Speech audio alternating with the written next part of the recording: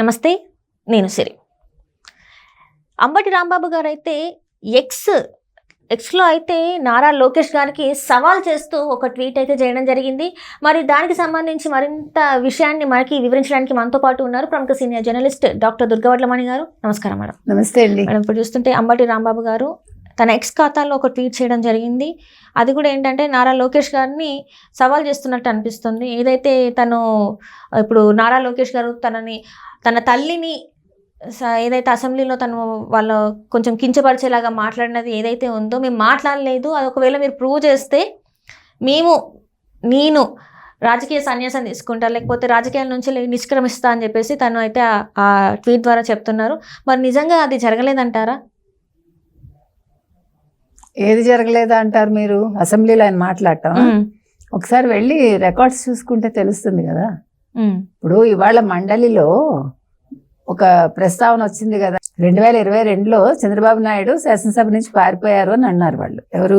YCP వాళ్ళు. ఇవాళ మండలిలో వాళ్ళకి బుర్రా బుద్ధి ఉందా అండి?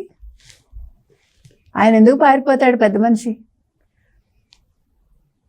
జగన్మోహన్ రెడ్డి కదా. ఇప్పుడు మొన్న ఎప్పుడొచ్చాడు ఆయన శాసనసభకి? ఆ రోజు కనీసం దాన్ని ఏమంటారు, ప్రమాణ స్వీకారం చేసినప్పుడైనా 5 నిమిషాలు ముందు వచ్చాడు, 5 నిమిషాలు వెళ్ళిపోయాడు. కనీసం తన ఎమ్మెల్యేలు ప్రమాణ స్వీకారం చేసే వరకు కూడా ఉండలేదు. తర్వాత శాసనసభకి నేను రాను, నాకు ప్రతిపక్ష హోదా ఇస్తే గానీ అన్నాడు. చిన్నపిల్లాడిలాగా బిగుసు కూర్చున్నాడు. అసలు వీళ్ళకి బుర్ర ఉందా? ఇప్పుడు జగన్మోహన్ రెడ్డి రావట్లేదా, లేకపోతే చంద్రబాబు నాయుడు రాలేదా?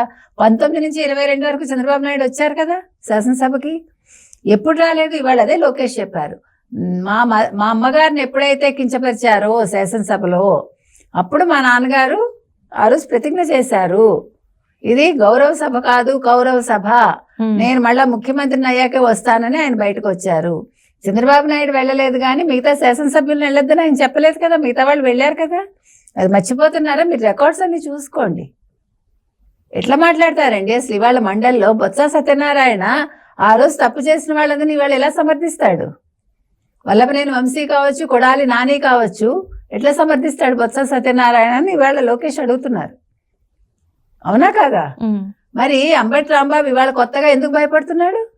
నేను మీ అమ్మగారిని ఏమీ అనలేదు, ఒకవేళ అనుంటే నేను నాకు ఇవి ఎవిడెన్స్ చూపిస్తే నేను క్షమాపణ చెప్తాను, నేను రాజకీయాల నుంచి తప్పుకుంటాను, రాజకీయాల్లో ఉన్నా ఒకటే లేకపోయినా ఒకటే.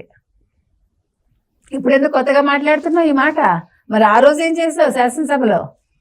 ఇప్పుడు ఒక మహాయిలాల్ని అన్నప్పుడు మీరందరూ ముందు జగన్మోహన్ రెడ్డి సిగ్గుతో తలదించుకోవాలి. ఒక ముఖ్యమంత్రి హోదాలో ఉండి ధృతరాష్ట్రులా కళ్ళు మూసి కూర్చున్నాడు ఆ రోజు.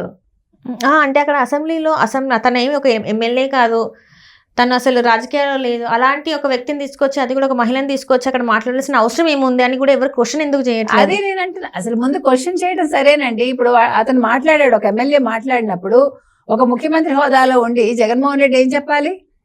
ఇలా మాట్లాడకూడదు, నువ్వు తప్పు, నువ్వు ముందు సారీ చెప్పు, లేదంటే ఇగో అతని తరఫున నేను సారీ చెప్తున్నాను సభకి చెప్పాలి, చంద్రబాబు నాయుడు గారికి చెప్పాలి. ఆ రోజు మాట్లాడలే, పైగా నవ్వాడు. అందరూ నవ్వారు కదా కొంతమంది. నవ్వడమే కాకుండా ఈరోజు శాసనసభకి రావట్లేదుగా ఎవరు? జగన్మోహన్ రెడ్డి. ఇప్పుడు ఏమంటున్నారు? చంద్రబాబు నాయుడు ఆ రోజు పారిపోయాడు అంటున్నారు. అంటే మీకు సిగ్గు బుద్ధి ఏమీ లేదు మీకు. అసలు మీకు ఈ చరిత్ర అంటే ఏంటో తెలియదు మీకు. గడిచిన 5 ఏళ్లలో ఏం జరిగింది, అసలు మీరు ఏం చేశారు ఒక్కసారి రివైండ్ చేసుకోండి. చేసుకున్నాక మీరు మాట్లాడండి. అసలు ఇప్పుడు సోషల్ మీడియాలో పోస్టులు పెట్టే వాళ్ళు కూడా మీరు ఎలా సమర్థిస్తారండి? జగన్మోహన్ రెడ్డి ఎలా సమర్థిస్తాడు? మీ వెనకాల నేనున్నాను, మీరు ఎక్స్లో పోస్టులు పెట్టండి, ప్రశ్నించండి, 420 అంటాడా? సుమోటోగా కేసు పెట్టచ్చు కదా. ఇప్పుడు రెచ్చగొడుతున్నాడు కదా, కార్యకర్తల్ని కావచ్చు, ప్రజల్ని కావచ్చు.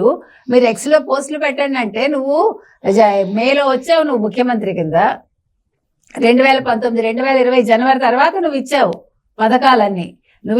నువ్వు వెళ్లే ముందు ఏం చెప్పావు? నువ్వు ఇక్కడంతా ఏమి డబ్బులు లేవు అకౌంట్లో, చంద్రబాబు నాయుడు ఇవ్వలేడు, సూపర్ 6 అని ఆ రోజు చెప్పావు కదా. మరి ఇప్పుడు ఆయన డబ్బు సమకూర్చుకోవాలి కదా. అట్లీస్ట్ ఇప్పుడు మొత్తం ఏంటి, పెన్షన్లు నెలలా ఇస్తున్నారు టైంకి, గ్యాస్ ఇచ్చారు. ఇప్పుడు ఇంకేం చేస్తారండి? ఒక్కొక్కటి చేస్తున్నారుగా. నీకు ఇంకా 4 నెలలైంది, నువ్వు ఎందుకు కంగారు పడతావు? నువ్వు 2వ రోజు నుంచే నువ్వు మొదలు పెట్టావు. ఢిల్లీ వెళ్ళి 36 హత్యలు అంటావు, అక్కడ ప్రూఫ్స్ ఇవ్వవు, నువ్వు కేంద్రానికి ఇవ్వలేదు, ఒక లిస్ట్ ఇవ్వలేదు. అవునా? ఆ విలేకరులు అడిగితే కూడా, నేషనల్ మీడియా అడిగితే కూడా తప్పించుకున్నాడు. సో ఇప్పుడు మరి అంబటి రాంబాబు గారు ఏదైతే తను అప్పుడు మాట్లాడారో ఆ రోజుది మరి ఈ రోజు మర్చిపోయి ఇలాంటి సవాళ్ళు చేస్తున్నారు అనుకోవచ్చు. అసలు ఎందుకండి ఇప్పుడు అంబటి రాంబాబు సవాల్ మనం మాట్లాడక్కర్లేదండి. ఎందుకంటే అంబటి రాంబాబు ఒక జోకర్ లాంటి వాడి లాగా అయిపోయాడు. అవునా కదా? ఇప్పుడు కామెడీ పీసులు అంటారు చూడండి. ఎందుకంటే పోలవరం గురించి ఆయనకు తెలియదు, ఆయన ఒక మంత్రిగా ఉండి అప్పట్లో. కాబట్టి ఇప్పుడు అసలు ఆయనతో మనకి ఏంటుందండి, మనకు అనవసరం. అసలు ఇప్పుడు వైసీపీ వాళ్ళు ఎవరు కూడా, వాళ్ళు అసలు ఎమ్మెల్యేలు అయి ఉండి శాసనసభకు రాని వాళ్ళు, ఎమ్మెల్యేలుగా నెగ్గని వాళ్ళ గురించి మనం ఎందుకు మాట్లాడుకోవాలి? ఇప్పుడు మాట్లాడాల్సింది ప్రజా సమస్యల మీద మనం మాట్లాడుకోవాలి. లేదు చంద్రబాబు నాయుడు లేకపోతే తెలుగుదేశం కూటమి చేస్తున్న మంచి పనులు ఏంటి, ఇంకా చేయాల్సినవి ఏంటి మనం డిస్కస్ చేసుకోవాలి. ఇలా అటువైన వాళ్ళకి ఆన్సర్ ఇచ్చుకోవాల్సిన పనే ఉందండి. ఇప్పుడు లోకేష్కే ఆయన మళ్ళా ట్వీట్ చేశాక దాన్ని ఇది చేశారు కదా. లోకేష్కి ఏం చేశారు సార్? లోకేష్కి ఏం చేశారంటే, నేను గనక ఒకవేళ అలా మాట్లాడినట్టు ప్రూవ్ చేస్తే క్షమాపణలు చెప్తాను, రాజకీయాల నుంచి తప్పుకుంటానని చెప్పేసి అంటున్నాడు. మళ్ళీ లోకేష్కి ట్యాగ్ చేశారు కదా అంబటి రాంబాబు. అసలు ఆన్సర్ ఇవ్వక్కర్లేదు అంటున్నాను నేను. ఎందుకంటే వీళ్ళందరూ రెడ్ బుక్ భయపడుతున్నారండి. ఈ సోషల్ మీడియా పోస్టులు పెట్టిన వాళ్ళందరినీ అరెస్ట్ చేస్తున్నారు. ఇప్పుడు ఇలా మాట్లాడిన వాళ్ళందరూ భయపడుతున్నారు. ఆయన గుమ్మడికాయలతో అంటే భుజాలు తడుకుంటున్నాడు అంబటి రాంబాబు. నోరు మూసుకుని ఉండొచ్చు. ఇప్పుడు వల్లభనేని వంశీ కొడాలని వచ్చి అడిగారా, మేమన్నా అన్నావా చూపించండి, నువ్వెందుకు అంటున్నావు? మరి ఆ రోజే మాట్లాడాలి, నువ్వు ఇవాళ ఎందుకు మాట్లాడుతున్నావు? కాబట్టి ఇవాళ ఒకటేనండి, వైసీపీ వాళ్ళందరూ భయపడుతున్నారు. ఇప్పుడు జగన్మోహన్ రెడ్డి కనుక అంటే సిబిఐ కేసులో, ఆయన ఈడీ కేసులో బెయిల్ రద్దు అరెస్ట్ అయితే వీళ్ళలో చాలా మంది జైలుకి వెళ్తారు. రాజకీయ సమాధి ఆల్రెడీ అయిపోతుంది. ఇంకా ఎవడు కూడా వైసీపీలో ఉండడు. వీళ్ళు కలలు కంటున్నారు కానీ పగటి కలలు, ఏదో జగన్మోహన్ రెడ్డిని మళ్ళీ 30 ఏళ్ళు ఉంటాను మళ్ళీ వస్తానని. ఈయన ఈ కేసులన్నీ అయ్యి ఒకటొకటి ఆయన ఎప్పటికి వస్తాడు బయటికి? ఇప్పుడు ఈ కేసులన్నీ ఇప్పుడు చంద్రబాబు నాయుడిని అరెస్ట్ చేయమని అడుగుతున్నాడు. చంద్రబాబు నాయుడు ఎప్పుడు అరెస్ట్ చేయాలో చేయిస్తాడు ఆయన. ఎందుకు తొందరపడతాడు ఈయన? అంటే అది చేసేస్తే ఇప్పుడు రాజకీయంగా దాన్ని వాడుకుందామని చూస్తున్నాడు. నన్ను బాబు గారు అనవసరంగా అరెస్ట్ చేశారని. కాబట్టి దానికి ఎవిడెన్స్లన్నీ వచ్చాక ప్రూఫ్స్ చూపించి అప్పుడు అరెస్ట్ చేస్తారు. కాబట్టి జగన్మోహన్ రెడ్డికి తెలుసు ఏం జరుగుతుందో, ఆయన చేసిన తప్పిదాలు ఆయనకు తెలుసు. ఆయనతో పాటు చాలా మంది శిక్షలు అనుభవించాలి. ఇప్పుడు వైసీపీలో అందరికీ కూడా భయం పట్టుకుందమ్మా, ధైర్యం లేదు ఎవరికి. అందుకని స్టేట్మెంట్లు ఇస్తున్నారు. ఇందాక విజయసాయి రెడ్డి స్టేట్మెంట్ చూసాం కదా మనం. ఎప్పుడో 30 ఏళ్ల క్రితం జరిగిన దాన్ని వాస్తవాలు నీకు తెలుసా ఆ రోజు? ఇప్పుడు విజయసాయి రెడ్డి ఎక్కడున్నాడు 30 ఏళ్ల క్రితం? ఇవాళ చూసినట్టు మాట్లాడతాడు కదా. ఇప్పుడు నువ్వు సాక్షిగా అక్కడ ఉండుంటే నువ్వు మాట్లాడు. కాబట్టి వీళ్ళు తెలియకుండా మాట్లాడి ప్రజల్ని ఏదో డైవర్ట్ చేద్దామని, కానీ ఈ డైవర్షన్ పాలిటిక్స్ అనేది ఇప్పుడు వైసీపీ చేస్తుంది. వాళ్ళకి ఇంకేమీ లేకుండా, అంటే వాళ్ళ దగ్గర ఇంకా ఏ అస్త్రాలు లేవు, వాళ్ళ దగ్గర ఏమీ లేదు మాట్లాడటానికి. వాళ్ళు ప్రజల్లోకి వెళ్ళే ధైర్యం లేదు వాళ్ళకి. అందుకని విజయసాయి రెడ్డి ట్వీట్ చేసినా, లేకపోతే ఈరోజు అంబటి రాంబాబు మాట్లాడినా వైసీపీ వాళ్ళందరూ ఇప్పుడు దారులు వెతుక్కుంటున్నారు, ఒక వంక వెతుక్కుంటున్నారు అంతే.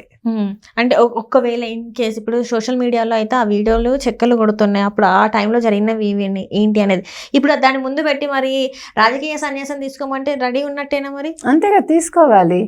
ఇప్పుడు ఎవరు పద్మనాభ రెడ్డిగా మారాడు కదా ఆయన, పిఠాపురంలో పవన్ కళ్యాణ్ గారు గెలిస్తే రెడ్డిగా మారాడు, పనికిమాలిన పని చేశాడు. కాబట్టి ఇప్పుడు అంబటి రాంబాబు కొత్తగా రాజకీయ సన్యాసం తీసుకోవాల్సింది ఏం లేదు, ఆల్రెడీ సన్యాసం అయిపోయినట్టే. Right, thank you so much.